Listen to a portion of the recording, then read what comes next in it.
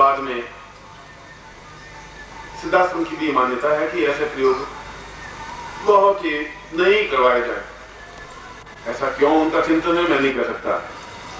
शायद उनके मानस की संकीर्णता होगी कि शायद दुरुपयोग हो जाए, या ब्रह्मा ने ऐसा अपने पुत्रों को क्यों नहीं सिखाया, ये उसके ब्रह्मा के मानस की संकीर्णता हो सकती है। मगर जो ज्ञान है तो ज्ञान है, वह तो अपने शिष्यों को देना ही चाहिए। उसमें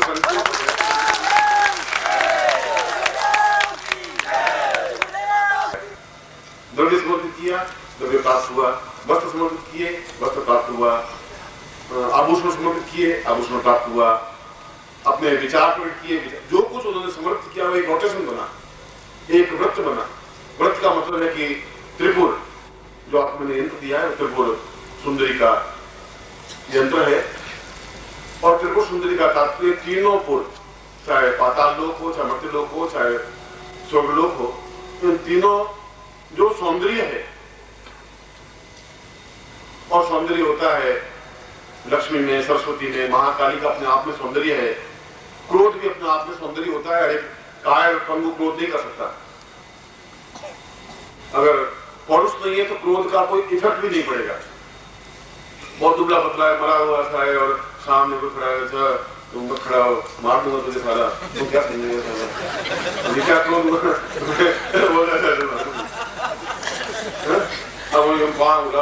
तुम क्या समझ रखा है मुझे, मैं बहुत कुछ हूँ, ये जान रखना। क्रोध का भी सौंदर्य होता है, प्रेम का भी सौंदर्य होता है, आंख का भी सौंदर्य होता है, आंख के माध्यम से बात करने का भी सौंदर्य होता है। वो तो सौंदर्य है। आप कैसे समझेंगे, कब समझेंगे, क्या समझेंगे, वो तो बहुत आगे की क्रिया है। मगर जो कुछ ब्रह्मा ने कहा उस उपनिषद को मैं एक संक्षेप में समझा रहा हूं।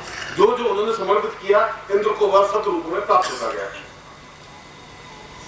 इसीलिए सुबह श्रीवास्तव जो बता रहा था कि हम उनको समर्पित करें, कि जो कुछ इसको मेरे साथ समझाया नहीं था, ये तो आपके सामने। इसलिए कि आप कभी कहीं बातचीत करें तो आपका आधार ज्ञात होना चाहिए कि हमने कौन सा प्रयोग संपन्न किया है, उस प्रयोग का आधार क्या है, देश क्या है, कहां पर शास्त्रों में वर्णित है, कितना कठिन है। और उस पूरे प्रयोग को संपन्न करवाया जाए तो 24 दिन लगते हैं। एक दिन में वो पूरा प्रयोग संपन्न नहीं हो सकता। मगर पहले टैप रिकॉर्डर बनते थे बहुत बड़े बड़े, अब टैप रिकॉर्डर बनने लगे थे इतने, तो उसको समर्पित किया जा सकता है। तो नित्य अगर पूरे प्रभाव से वो प्रयोग संपन्न हो, बस ये मेरा मतलब था। और ऐसा होना चाहिए जिससे कि हम जीवन में शत्रुपा प्रयोग अपने आप में जीवन का एक पुण्योदय है, महत्वपूर्ण प्रयोग है। और मैंने इस प्रयोग को अपने जीवन में अपने गुरु के द्वारा पूरा प्रयोग संपन्न किया है, अनुभव किया है, देखा है। और मैंने फिर आपको एक बार कहा था कि जो कुछ मैंने अनुभव किया है वही मैं आपको संपन्न करवाऊंगा। ऐसा कुछ नहीं बात नहीं करता।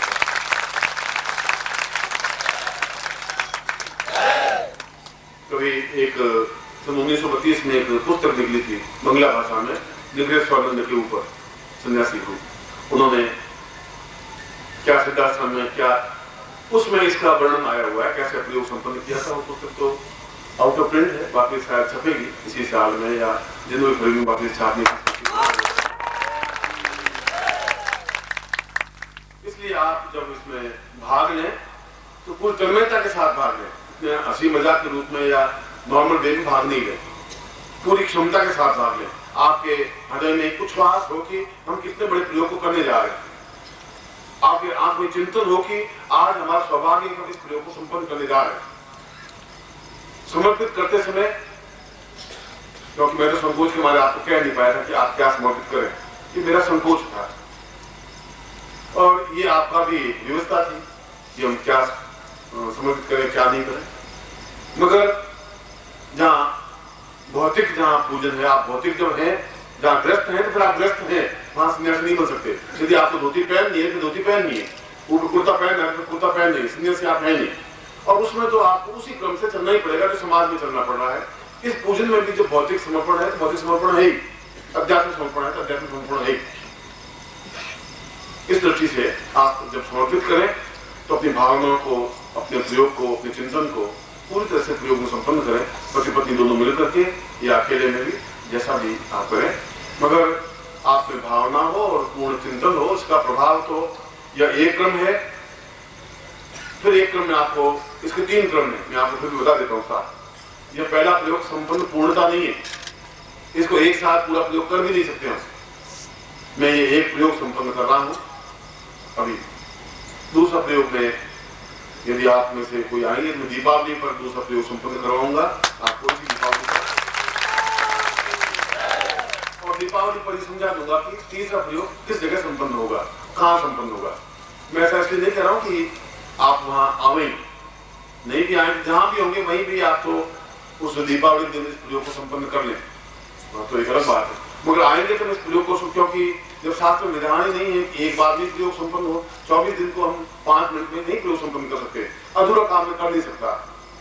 अब जो डिफिकल्ट काम है डिफिकल्ट है, प्रयत्नशील है प्रयत्नशील है, जहां आपको जाना पड़ेगा जाना ही पड़ेगा, मिलना पड़ेगा मिलना ही पड़ेगा, प्रयोग करना पड़ेगा करना ही पड़ेगा, ऐसा होगा। मगर आप इसके लिए बाध्य नहीं है। अगर एक 1/3 प्रयोग किया तो भी अपने आप में बहुत महत्वपूर्ण है, 2/3 करेंगे तभी बहुत महत्वपूर्ण है, और पूरे 3 चरणों में पूरा प्रयोग संपन्न कर देंगे, क्योंकि कुंडली जागरण के 7 चरण है, 7 चरण है, और उसमें इसलिए मैं आज भी अपने आप में पूर्ण प्रयोग संपन्न करवा रहा हूँ। आप में से जो भी मुझे मिल पाएंगे तो मैं दीपावली पर भी इसका दूसरा प्रयोग संपन्न करवाऊंगा, वह भी अपने आप में कंप्लीट है, इसका एडिशनल है। और तीसरा प्रयोग में दीपावली पर समझा पाऊंगा कि कहाँ इस प्रयोग को संपन्न करेंगे अपन, और तीसरा प्रयोग भी पूर्णता के साथ होगा। फिर भी आप में से जो बहुत सौभाग्यशाली होंगे वो 3 प्रयोग संपन्न कर सकेंगे, और जो सौभाग्यशाली होंगे 2 प्रयोग संपन्न कर सकेंगे, और 1 प्रयोग संपन्न कर सकेगा वह तो। मगर ये गारंटी है, स्पष्ट है कि आपकी आने वाली पीढ़ी इस प्रयोग को संपन्न नहीं कर पाएगी,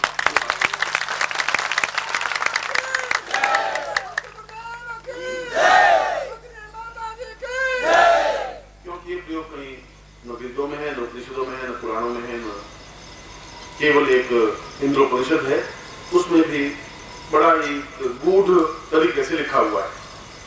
जैसे त्रिपुर सुंदरी का मंत्र है, उसको आप मंत्र देखें तो उसका स्तोत्र है, उस स्तोत्र का एक स्तोत्र में कुल 16 अक्षरों का एक मंत्र है। उसको मंत्र को इसी से समझाया नहीं, उसने कहा मंत्र इसका कोई है नहीं, स्तोत्र है, ऐसा करके त्रिपुर सुंदरी का स्तोत्र बता दिया। इस स्तोत्र में मंत्र छुपा हुआ है।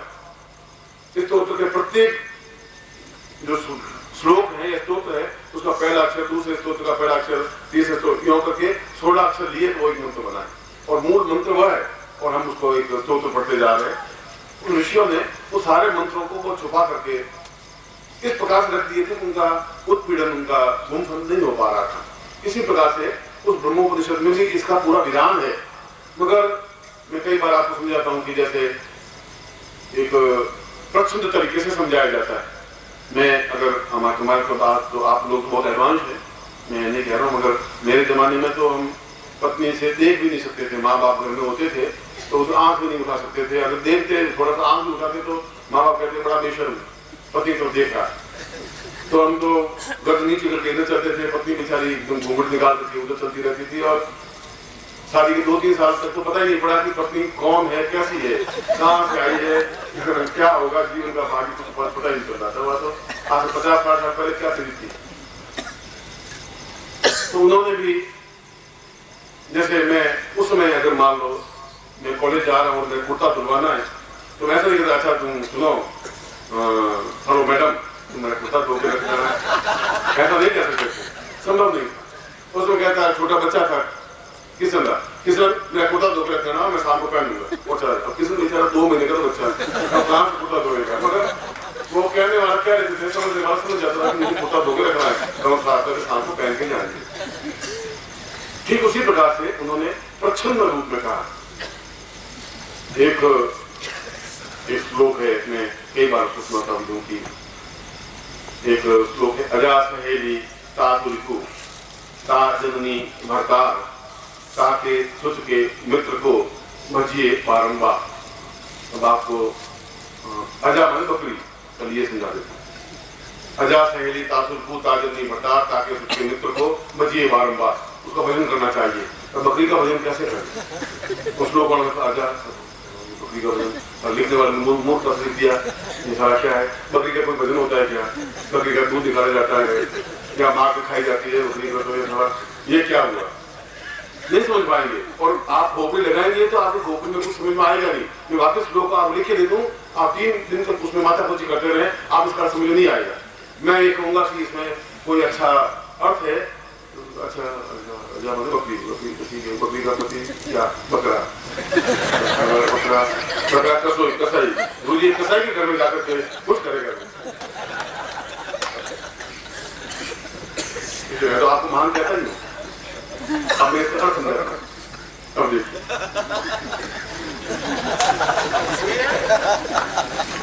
दो बार हंस रहे हैं क्या? एमपी में बाकी सब प्रदेशों में एक बार हंसते हैं, कोई बात नहीं।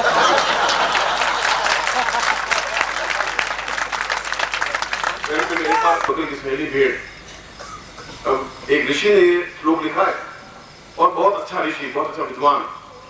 अजा सहेली बकरी की सहेली भेड़, तासु रिपु उसका दुश्मन कांटा, बड़ा बूल का कांटा होता है और उसके ऊन बड़ी बड़ी बाल होते हैं भेड़ में, और बालों के अंदर को कांटा छूट जाता है तो दिखता नहीं है और अंदर उसको दर्द करता रहता है, बहुत शत्रु होता है। अजा सहेली तासु रिपु, तो उसका शत्रु हुआ कांटा। ता जननी उस कांटे की माँ वही पक्षी जहां पैदा हुआ कांटा, जमीन से पैदा होगा। ता जननी भरतार, उस पृथ्वी जो मेरी माँ है उसका भरतार माने इंद्र, जब बरसात होने वाला है। इंद्र को पृथ्वी का पति कहा गया है क्योंकि वर्षा वही करता है, और वर्षा होती है तो कांटा घास पैदा होगा। ता जननी भरतार इंद्र, ताके सुत, उस इंद्र का सुत अर्जुन को इंद्र का सुत कहा गया है। ताके सुत के मित्र को अर्जुन का मित्र भगवान श्री कृष्ण भजिए बारंबार।